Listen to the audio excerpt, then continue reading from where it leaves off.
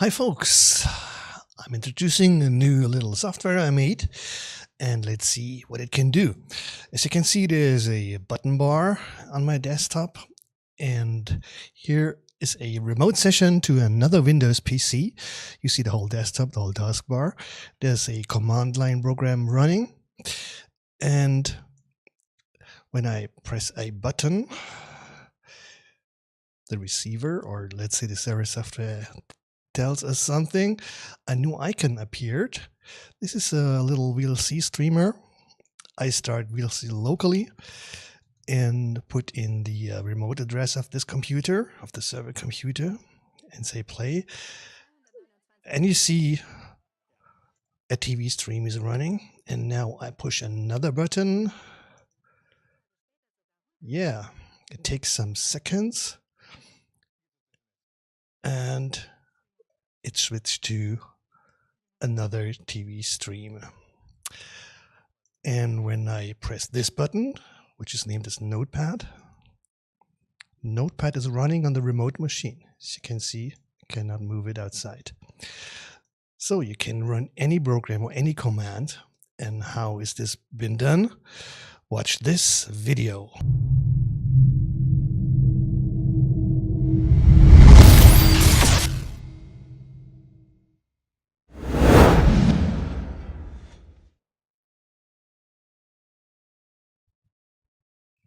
This program Suda made is called Start Remote, and it contains two major programs and a little helper program. Let's see. First of all, we need the server. This is called Start Helper. I copy this to the desktop and push it again there. This is the program that runs on the machine you want to make program calls or whatever. This would be on your remote PC. When I start this, it first wants a port number. I put in the default port of 2888, and it wants a password. Test. And a second time. And now it says it is listening to port 2888 and waiting for incoming client connections. The first time you start the program, it will tell you this is a program downloaded from the internet, could be dangerous. This is because this is freeware and I cannot send a certificate with it. That would cost me money every second year. So it's free. And you take the risk that there's no malware in it, I promise. But this would not cause this window telling you, oh, this program could be dangerous. And the second thing is the firewall will come up and ask you for permission to let this program listen to any port. And I've done this already, so this is not coming. It will come one time. And you say, okay, allow this program to listen to this port. So this is the server is listening and waiting. And the second program is Start Remote Exe. Here it is. And this is the graphical user interface to start programs on this machine. This now is running on the same machine. It would start any commands on the same machine. This is just for demo purposes only. You can use this over your local local network or over the internet. And this is more advanced, and I'll show you this later. This is the very pure interface of Start Remote. It has 4 buttons, and if you rearrange the window, the buttons will automatically come into the right placement. What you can do now is by clicking on the options window, you get this dialog and it asks you about the number of the buttons. Let's change this to 8 buttons, save. And it tells you now, please enter a password. Okay, this is required also. I save test. I hope I wrote it right. And okay, the number of buttons was changed. Please restart the application. I do that. Start remote. And now we have 8 buttons. And as you can see, they rearrange when I resize the window. So the next thing is we would tell them which PC we will communicate with, and that is the local host or 127.0.0.1 port must be the same Start Helper is listening to. So always on top, as you can see, is on, so the user interfaces will be always on top of other windows. If you need a proxy, it's not for this connection, but in case you can write in the URL, the port, username, and password if required. This comes later. I'm safe. And now, if we had any commands on these buttons, these will be executed by Start Helper on another machine, but there's no command defined. So let's click it with the right mouse button and then edit, and then we can do some things. Let's type in a text, calc, and execute remote, not calc. We can give him a working directory, but for the calculator it's not needed, and arguments also to open a document or whatever, it's not needed for this. And the window state normal, maximized, minimized, hidden, we take the normal window. Save. Now, when we press the button, the password is wrong. As I mentioned, let's type it again, test. Save. Push the calc button, and there's the calculator. Let's try this with another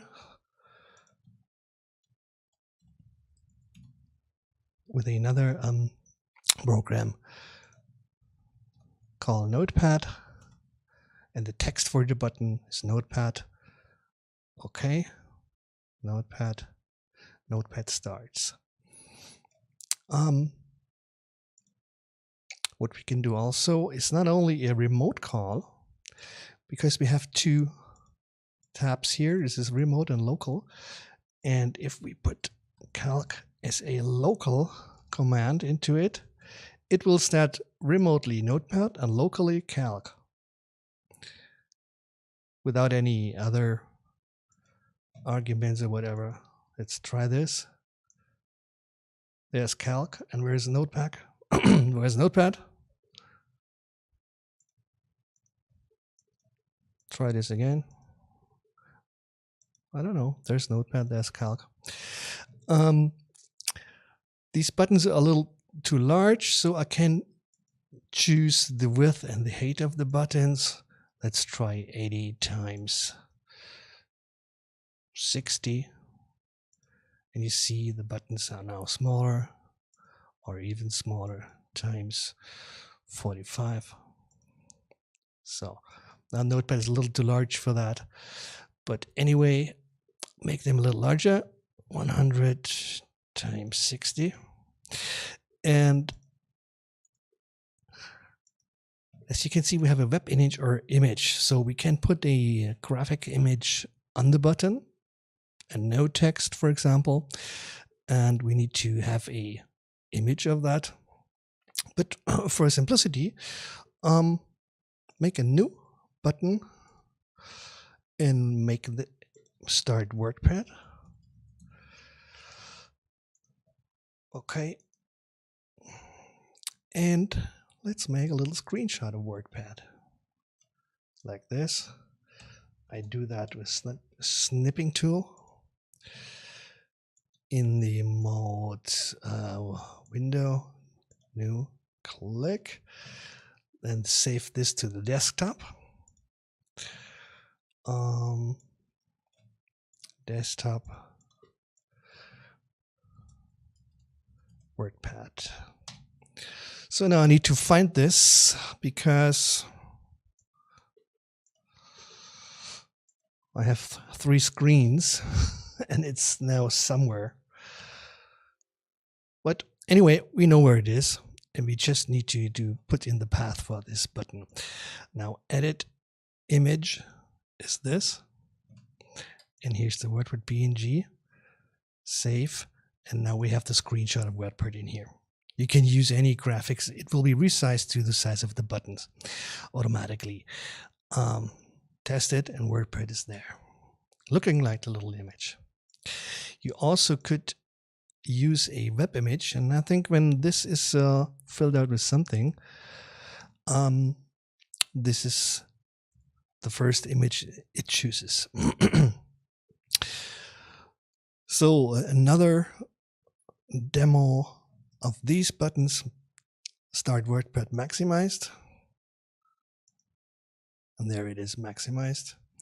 Minimized or hidden, this behave the same as expected. You can then open a document given this as argument for WordPad, or let's try CMD. And if you then use arguments /C, and dir makes the directory listing but will disappear. And so we add another command and pause. So then the window stays and the text will be CMD over the image. Image plus text is working.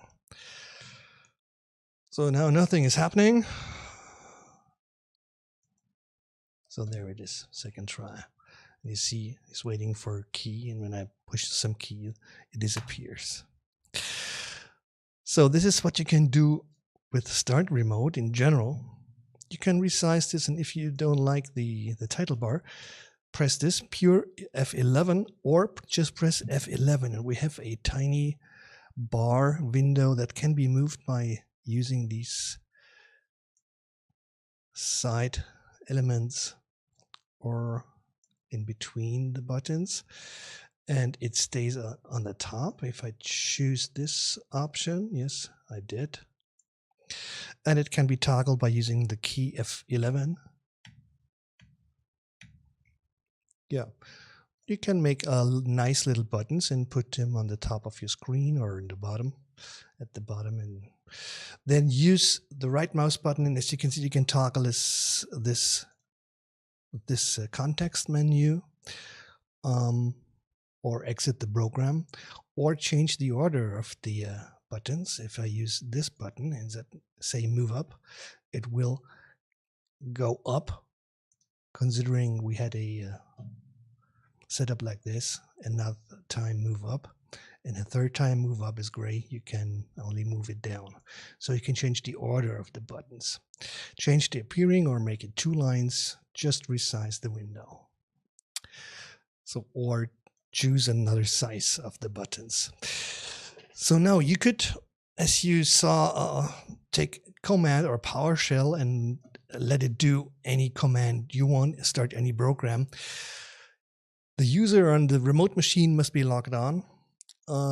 There would be the chance to start it as a service. I could implement that. It depends what you say, what you like, and what you want to have. So the user is logged on. That's one thing. And if I use it that way from the internet, I am able to make a port direction of my router to say, if from outside is coming 22.572, please put this port to 28.88 on the machine, something. But some routers can't be changed by the user. This is restricted by your provider, or you have a IP version 6 at your home. You cannot do this. But this solution will work anyway. For this, imagine you start helper and it's listening to port 28.88. What we need for this would be the ngrok helper as my third program. I put this here. But anyways, if you can put these programs just in a directory of your wish, but make sure this directory has right permissions for you or for that user that it's using. Because at least Start Remote creates a Start Remote ini file where it stores its settings. You can edit these settings, but it's not recommended. As you can see, the password is encrypted, and here are the button sections. You could change these things when you know what you're doing. It's not recommended. You can do everything with the graphical user interface. Now, the ngrok helper is making use of ngrok, which is a software. Let me show it in the browser.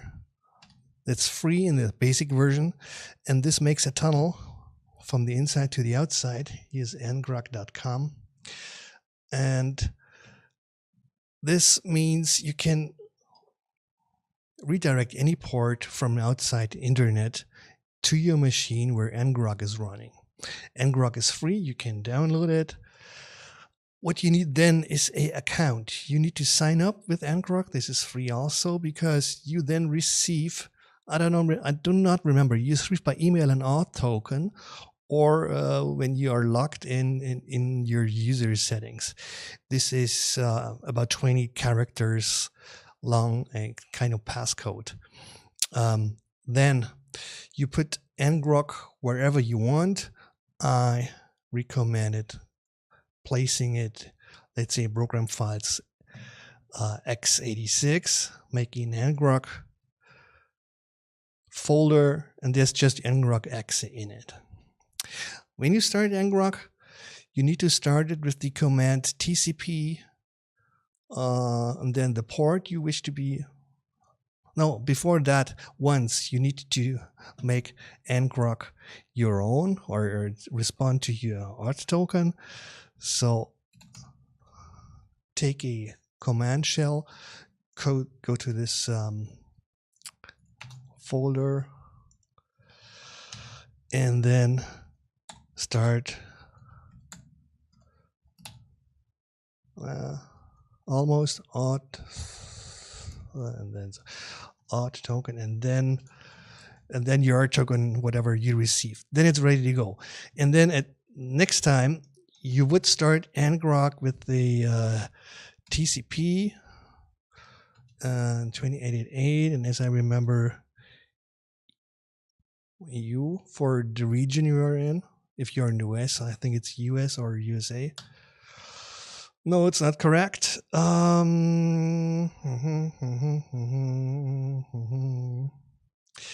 TCP minus, and then the port.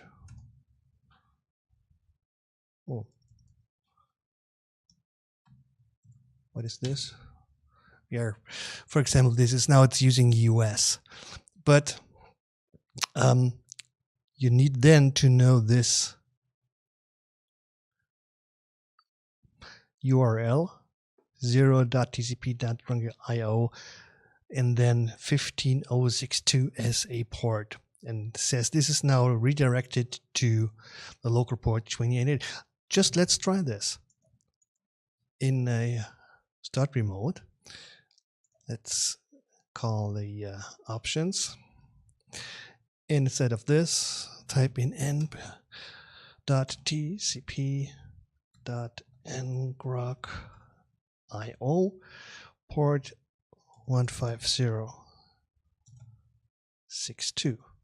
Password is the password for my server on the remote machine. Save and see if I did it right.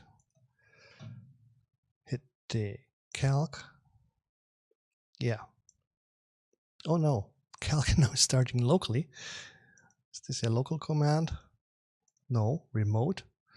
But well, sure, this was not started on the remote machine. This is started on the local machine, on the same machine. But it started, as you can see now, this port, this combination of URL and port now work. So you would not have to bother with your router to make any changes. But remember the port 15062. When I start now the same command the next time, and this could be in RemoteStart, you won't be somehow connected to the remote machine. Put it in RemoteStart and then start it again. You see now we have a different port, 19377. So now you would all the time now go remotely onto that machine and look, what is it now? And then now here,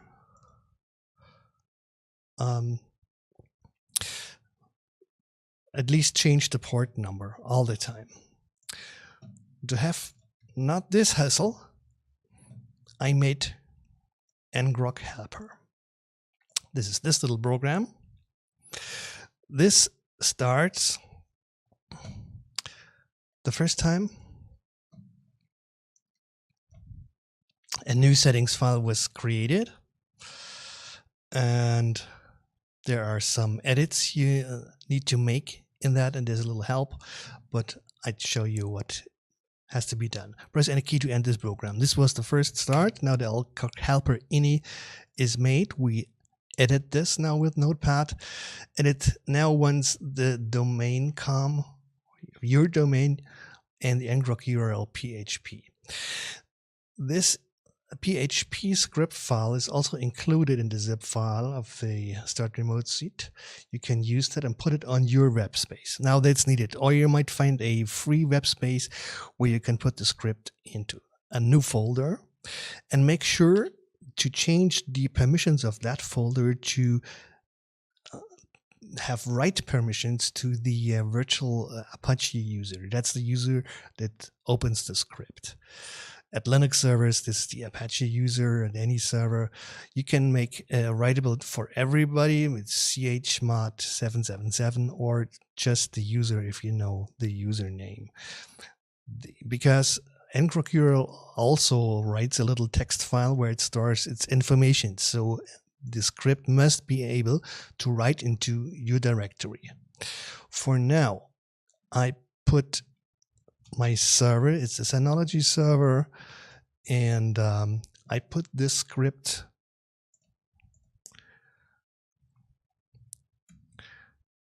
into a cryptic folder that you don't need to remember. I'll delete that after all.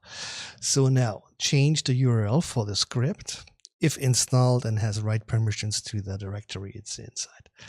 So, and then where is ngrok living? It wants to know only the path, not the ngrok exe. That's correct. Program files x86 ngrok.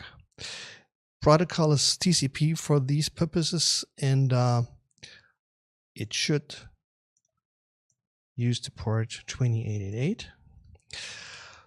So then there could be a little delay, 2 seconds to wait if everything goes wrong. The region is EU or US or whatever. And the window of ngrok is 0, which means normal window. If you put it to 1, this means minimized, or to 3, that means hidden. So you won't see ngrok at all. But we want to see it, so we put it at 0. And then at on start comes another start of a program on your wish, but there's Notepad as an example in it, but we will start helper. For that, we only need to start ngrok and put ngrok in the Windows AutoStart, and it does all the rest. So you could start another program, but for this purpose, put ngrok helper in it as a add-on start.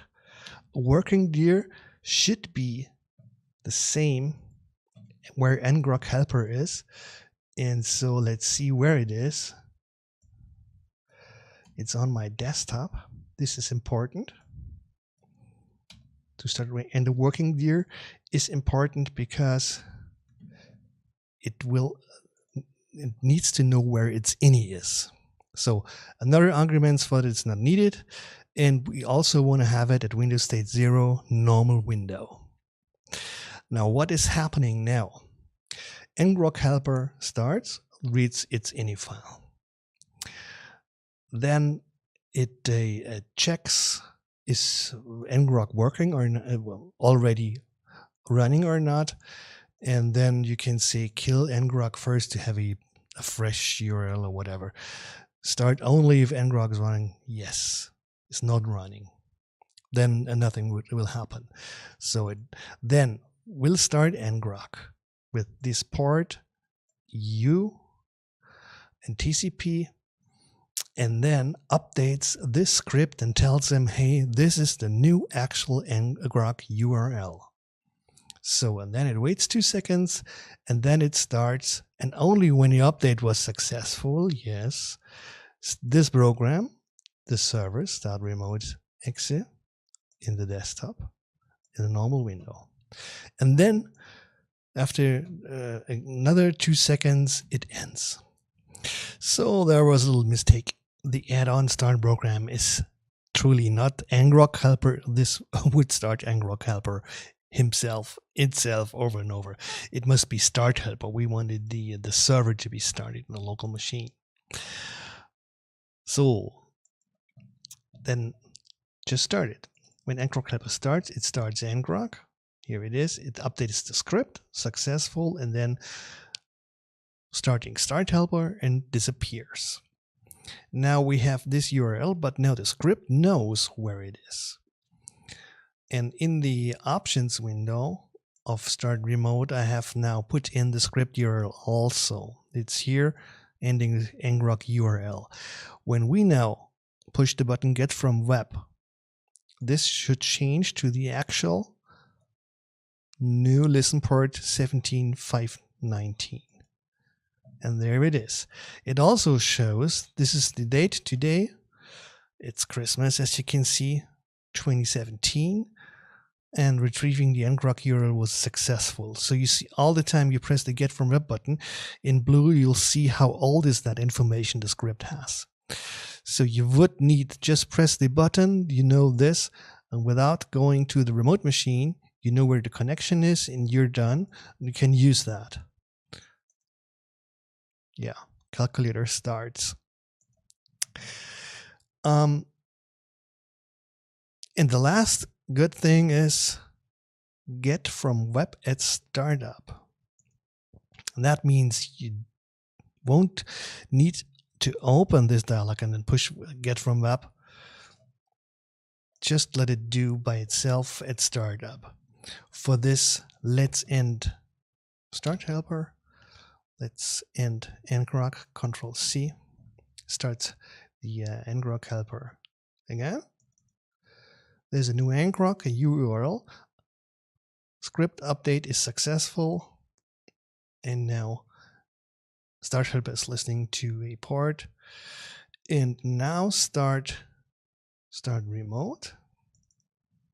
It should know where it lives. Have a look.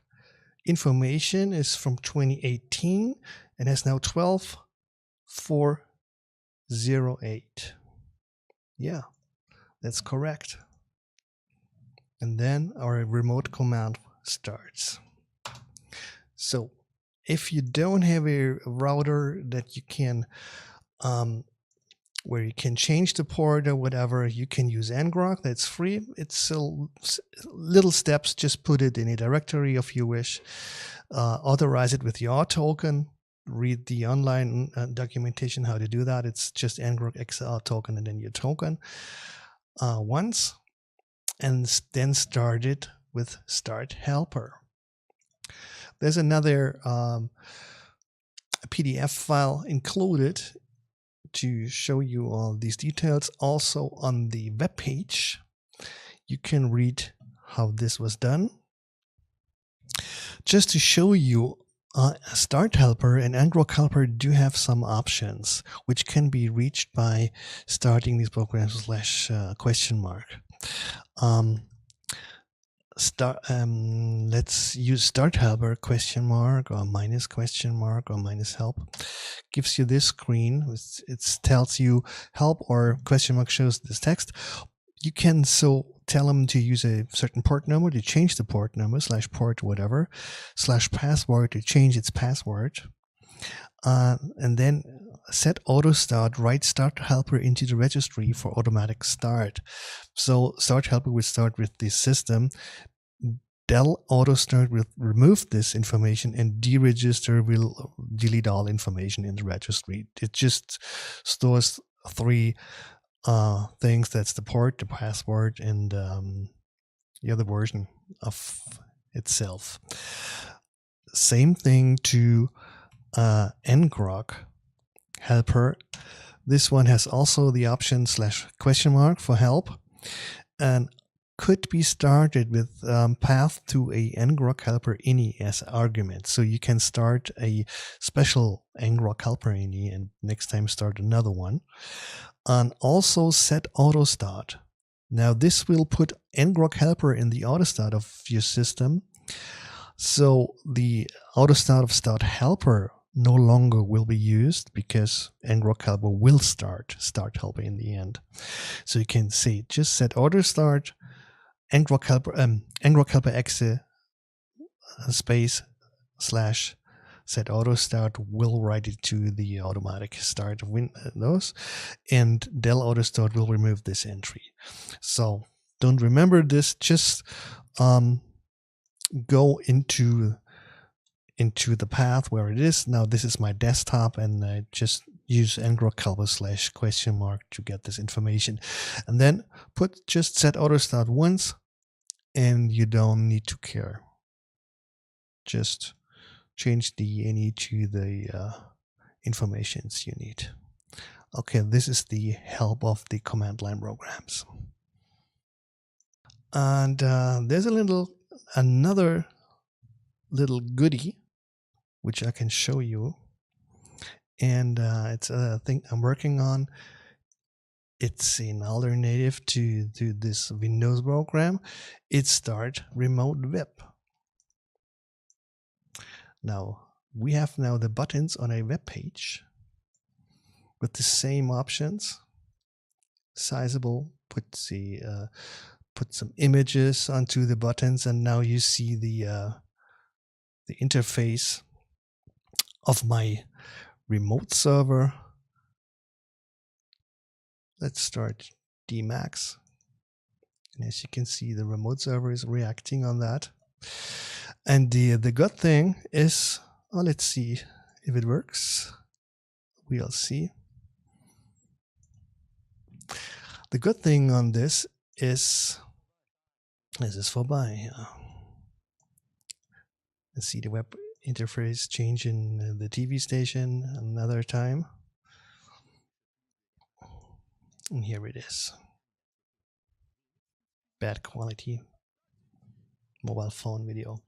The good thing is this works on every mobile device, on any system, on Mac, on iOS, on a tablet or whatever. It has an interface to control it where you have all the same options: address, port, password, and the address of the script, retrieve automatically. It's all the same. Show buttons is full window with or without. Would be when I use pure buttons, I get another window with just the buttons. You see this has a little menu, and the password needs to be set. Okay, this is still a little bug. You can hide the menu and double click this to get the this menu back, or in the options, say on a full window width, you change the margin left and right of that. Password is here test. It's hard to write. So, and then reload the page, go the pure buttons, and yeah, should do something in here. Yeah. Again, another button. Password is wrong, as you can see. Okay.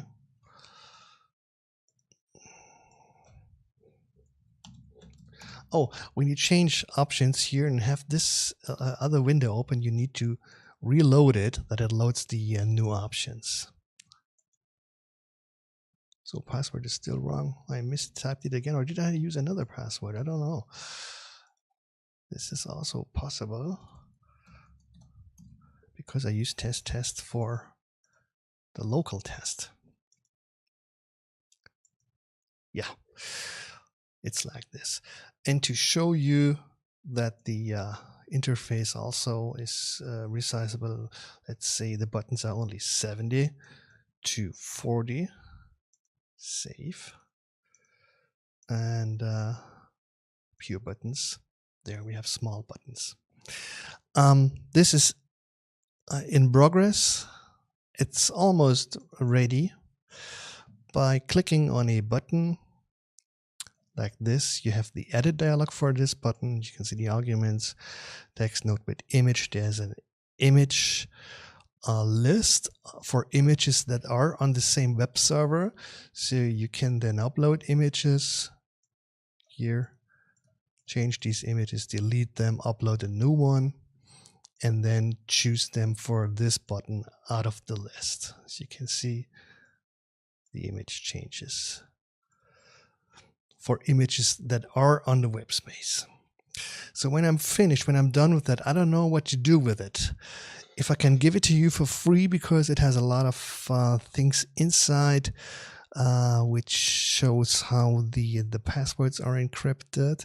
I don't want to open that to the public, and maybe I give it. I sell it, the solution, or I give it for rent. Let's see, you pay $1 for a month to use your own setup. As you can see, you can use different ini files and switch them over with that interface. Whatever. Tell me in the comments, do you want to have this? You want to use this? Are you willing? Would you pay for that? And what price would be fair? Or do you have your own web server? Would you better like to buy the whole script solution, which is actually about 15 scripts, and it's a larger framework that's doing the work for these things. And well, it's just the option. It does the same that Start Helper does on a no, not Start Helper, sorry, Start RemoteX is doing locally on your PC. It's in your browser, and therefore you can use it with your mobile device or with any other operating system. So that's it. You all get this software, at least the Windows software for now, at 75r.de/software, and from this you can choose other software like MIDI key to key, which is introduced in other videos. Twitch control also, and there it is, Start Remote, and you come to the Start Remote homepage. Here it is. There is help using this, how to use it. Again, download. There's the version 1.6, the first public version with these 3 programs. And you can contact me with this contact form. Tell me it's the bug, because this is still beta. It's the first version I open to the public. And download, donate, please, if you like it. Donate anything just to show me, hey, that's a lot of work, and I love your program, and it's helping me a lot. So donate, please, if that is. This homepage is in English or German. If you want to write me in German, no problem. I am German. So, and the 75R home shows another little program. This is useful for developers. They deal with MSI installations for software deployment. Every MSI file, which is a installer file, has a product ID, a product code. And you can use a edit software to retrieve this code, because sometimes for deployment you need this code. And I made a little program called Get MSI Product Code, and you can have this little interface. Just drag a MSI file on that, and you see the product code, and the code will be copied into the clipboard. Or the second solution is a little program that installs, as you can see here, in the context menu of an MSI file, and you can say get product code, and then the product code simply will be copied into the clipboard, and then you can use it in your script or wherever. This is also a little freeware, very helpful if you are a deployment system engineer or whatever, but only for these guys. You won't need it when you don't know what to do with this product code. Just a little hint. And this software is found on the Start Remote homepage, which you also can surf to directly. 75r.de software Start Remote, and you have the homepage with the download option and video tutorial, this tutorial, and how to use it, again with all the general points that you now learned in this video. Okay, I hope you find it useful. You don't find that many bugs. If so, please contact me and tell me about it, or tell me about other features you would like to have. Yeah, thanks for watching. Again, goodbye and have fun.